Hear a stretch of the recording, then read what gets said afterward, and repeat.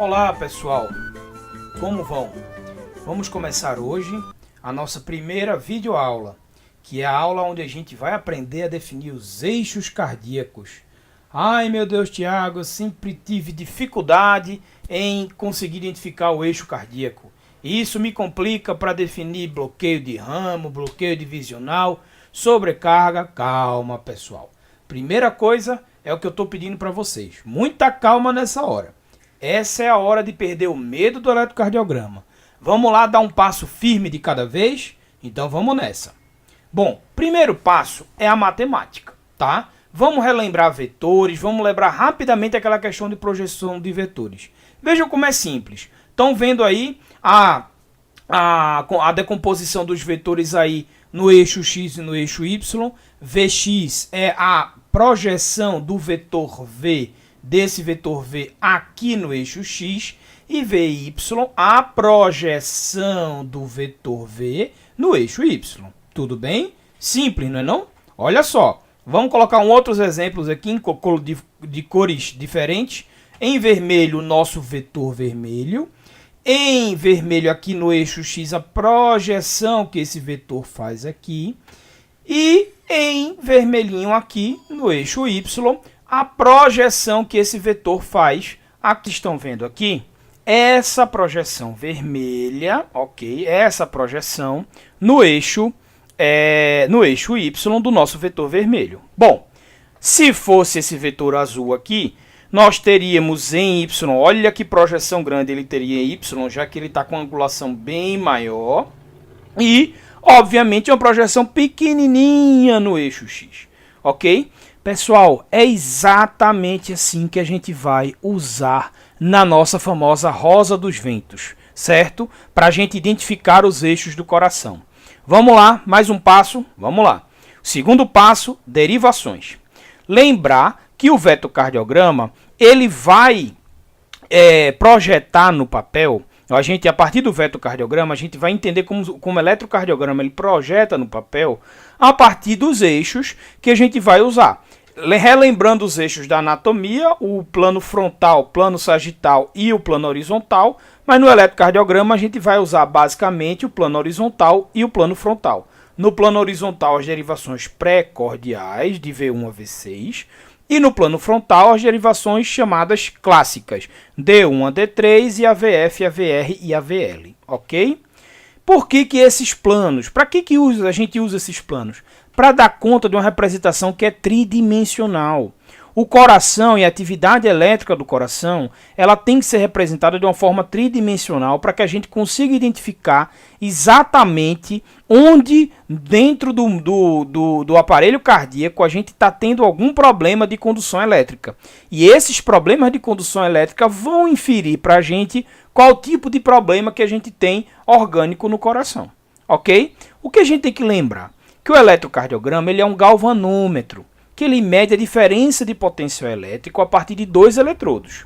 E o que é uma derivação, pessoal? Uma derivação é uma linha que une dois eletrodos. E o sentido da seta ou do vetor de polaridade, ele é o sentido da diferença de polaridade entre os membros. Essas são as derivações bipolares clássicas estudadas por Einthoven. Perdão. Essas são as derivações bipolares clássicas estudadas por Einthoven. E aí o que a gente está vendo? D1, que é negativo no braço direito e positivo no braço esquerdo.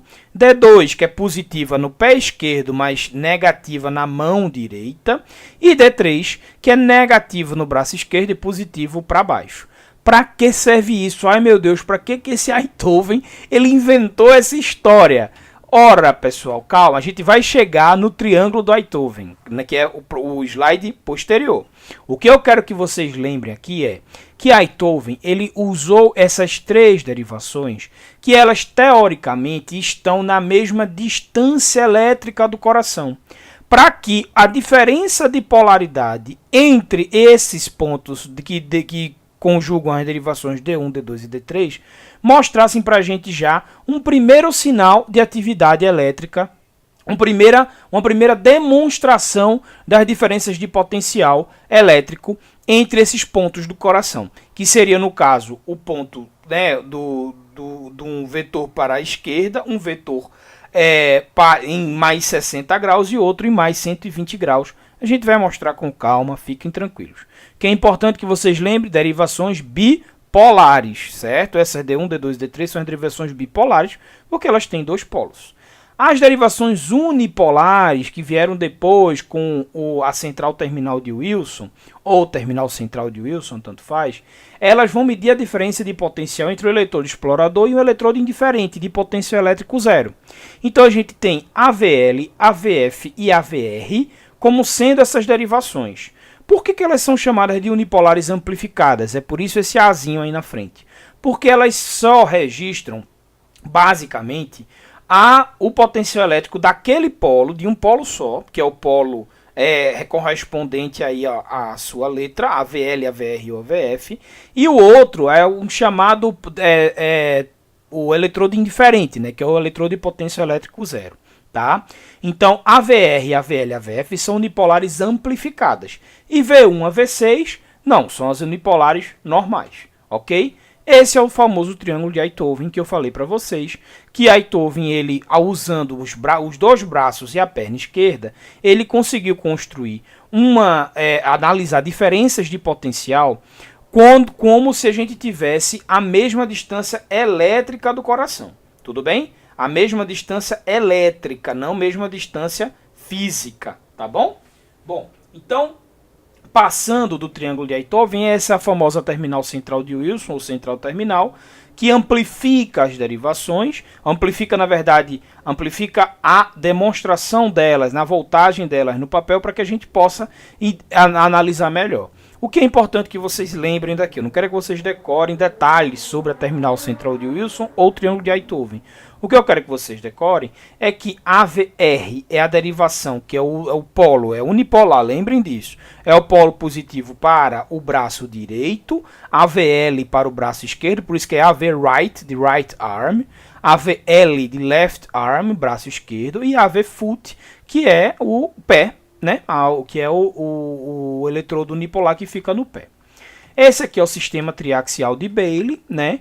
Que vai juntar as derivações do triângulo de Einthoven, D1, D2 e D3. Vocês estão vendo que com 3 eixos a gente acaba formando um sistema hexagonal com 6 divisórias, né? E aí quando a gente sobrepõe as derivações unipolares amplificadas que vêm do terminal central de Wilson, AVF, AVL e AVR, nós temos aqui o protótipo do que a gente chama da nossa rosa dos ventos. Se a gente pegar e tracejar uma linha para cá, outra linha para cá e outra linha para cá, nós vamos ter aquela famosa rosa dos ventos que vocês já conhecem, porque é como se a gente estivesse considerando que para a direita é positivo em AVR e para trás desse ponto zero, esse ponto zero eu quero que vocês prestem muita atenção nele, porque é exatamente o ponto onde todas essas derivações fazem 90 graus. Elas vão fazer 90 graus com alguma outra derivação, tá? A VF faz com D1, D2 vai fazer aqui com a continuidade de AVL, D3 vai fazer com a continuidade de AVR e por aí vai, ok? Esse é o sistema triaxial de Bailey. O que é importante? O ponto zero. Esse ponto zero é o que define o que vai ser positivo para o lado onde está virado a seta, que no caso é para onde aponta o vetor quando está em cada derivação, no D3, no AVF, no D2, D1 e por aí vai, ok? Então, o que eu peço para vocês? Cada um desenhe a sua. Quanto mais vocês estiverem familiarizados com essa rosa dos ventos, mais fácil vai ser para vocês desenhar e descobrir o eixo cardíaco quando vocês estiverem na prática. Desenhem a sua agora, podem pausar o vídeo, se quiserem copiar essa daí podem copiar. E que a gente vai ter na verdade uma demonstração dela até um pouquinho melhor do que essa que foi desenhada aí. Vamos lá? Bom, para que vocês lembrem as derivações precordiais unipolares, eu vou aqui reforçar a necessidade da posição correta dos eletrodos. Ora, a gente não está medindo diferença de potencial. Se a gente for medir uma diferença de potencial, colocando eletrodos em lugares diferentes, a gente vai estar vendo coisas diferentes. Lembrem, um eletrocardiograma, cada derivação ela é uma foto de um lugar determinado no coração. Ok? Então, se a gente está tirando uma foto de um ângulo diferente, a gente vai ver algo diferente. Isso pode prejudicar nosso diagnóstico. Eu já vi esse V1 sendo colocado ali perto da clavícula, né? O que vai dificultar muito, V1 e V2, inclusive, colocados perto da clavícula, o que vai dificultar muito a análise correta do eletrocardiograma. Então, sempre lembrar, é o quarto espaço intercostal, onde a gente vai posicionar V1, no ângulo, no lado direito, na borda external direita, a borda external esquerda, no mesmo espaço, no quarto espaço intercostal, nós vamos colocar V2. No quinto espaço, na linha hemiclavicular aqui, ó, nós vamos colocar V4 e V3 entre V2 e V4, ok? V5 na mesma altura de V4, na linha axilar anterior, e V6 na linha hemiaxilar. Tudo bem? Todo mundo comigo? Então vamos lá. Aqui, para vocês verem a interseção dos planos frontal e horizontal, onde a gente tem lá o AVR, AVL, D1, D2, AVF, D3, e aqui, cortando do ponto de vista horizontal, no plano horizontal, nós temos as derivações precordiais. Aqui está a rosa dos ventos, essa sim eu quero que vocês copiem, tá? Para um papel. Depois a gente vai, é importante que vocês tenham essas derivações, um impresso desse daí, dentro do consultório, na sua gavetinha, para na hora que você for analisar um eletro, você facilmente conseguir identificar o eixo cardíaco. E agora, vamos lá para a nossa definição do eixo cardíaco, ok? Um passo de cada vez. Primeira coisa, lembrar da projeção no papel. Cada centímetro na projeção, quando a gente fala de altura, né, quando a gente deixa naquele teste, isso aqui é bem importante, viu? Essa aqui é a configuração correta do eletrocardiograma, tá? Em que 1 mV equivale a 10 milímetros, ok? Certo? E que 1 mV, 10 milímetros, ou seja, 1 centímetro. Essa é a configuração correta do eletrocardiograma, que vem sempre abaixo, lá no finzinho, quando vocês imprimem o eletrocardiograma. Então, cada milímetro aqui, obviamente, vai equivaler a 0,1 mV, né? Porque é 1/10. E quando a gente fala da largura ou do tempo percorrido, quando o papel percorre a 25 milímetros por segundo, nós dizemos que cada milímetro, ou seja, cada quadradinho, demora 0,04 segundos para percorrer, certo? Para ser percorrido, na verdade. E cada 5 milímetros, obviamente, é 5 vezes isso aí, 0,20 segundos. Tudo bem? Só para que vocês tenham isso bem claro, porque essas voltagens, esses tempos, vão ser importantes para a gente identificar principalmente as sobrecargas ou até mesmo os bloqueios. Então, como é que as ondas são conformadas? Só para que vocês saibam basicamente como essas ondas são conformadas. Olha ali o eletrodo explorador em V1. O eletrodo explorador em V1 está vendo ali a despolarização do septo alto e do septo médio. Tá? Então, quando a gente está vendo aquela despolarização do septo alto e septo médio, olha o vetor resultante dessa despolarização para onde vai. A gente tem que lembrar que a massa do ventrículo esquerdo é muito maior que a massa do ventrículo direito. Então, o vetor resultante dessa despolarização inicial do septo, ele vai guiado para cá. Então, se ele vai guiado para cá, se guiando para V1, a gente vai ter uma inscrição positiva em V1, aqui na derivação V1, que vai dar origem à onda R, certo? E, no caso, ao mesmo tempo, no lado posterior, no lado contrário, na verdade, nós vamos ter V5 e V6 vendo a inscrição de uma pequena onda Q, ok? Vendo a inscrição dessa pequena onda Q exatamente no mesmo momento que a gente está vendo a inscrição em R de uma ondinha positiva. Por quê? Porque o vetor está se aproximando de V1. Então, ele vai registrar um potencial elétrico positivo. E aqui, V5 e V6, o vetor está se afastando de V5 e V6. Então, em V5 e V6, eles vai ser representado por um potencial elétrico negativo, ou seja, se afastando.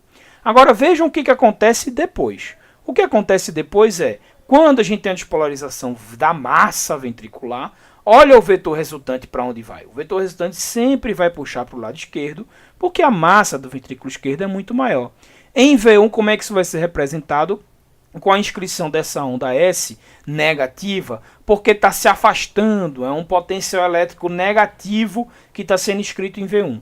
Ao passo que em V5 e V6 a gente vai ter uma inscrição positiva dessa onda R grande, que porque está se aproximando de V5 e V6 no momento da despolarização ventricular. E no momento da repolarização, da mesma forma, conformando a onda T negativa em V1 e positivo em V5 e V6. Tudo bem? Então, isso aqui é mais para vocês irem pegando aos poucos como é que essas ondas nossas elas vão se conformando. A primeira onda, que é a nossa onda P, é a onda de ativação dos átrios. Não confunda onda P com a atividade do nó sino atrial. Uma coisa é uma coisa, outra coisa é outra coisa.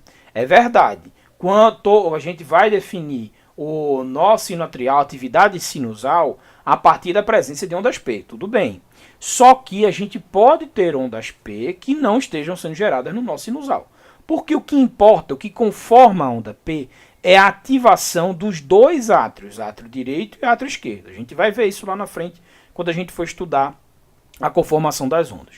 A condução sai, então, o estímulo elétrico sai desse ponto 1, que é o nó sinusal, passa por esses feixes elétricos entre 1 e 3, né, que é onde tem esse espaço 2, e o 3 é o nó AV, que a gente tem no nó AV uma pausa elétrica da atividade elétrica, do estímulo que vem daqui para cá, para que os átrios eles consigam esvaziar e os ventrículos encherem antes de bater. Ok? E aí a gente tem o que a gente chama de intervalo PR. Esse intervalo PR, ele nada mais é do que um tempo para que o coração consiga bombear bem. Ou seja, o átrio bate enquanto o ventrículo enche, para depois que o ventrículo encher, pum, bater e faz o QRS, que é a ativação ventricular. O QRS ele é derivado da ativação ventricular. Ele é o registro elétrico de que os ventrículos foram ativados. Ok? Isso é o complexo QRS, tá? Então, depois do QRS, nós vamos ter as ondas de repolarização ventricular, que é o segmento ST e a onda T. Bom, compreendido? Então, nós estamos terminando por aqui essa primeira aula, que é essa primeira parte. Depois nós vamos avançar em como vocês vão aprender a definir o eixo cardíaco. Gostou dessa aula? Dá um like. E se inscreve no canal para receber as notificações. Toda vez que chegar um vídeo novo, você vai ser notificado. E acompanha aí o nosso curso. Obrigado!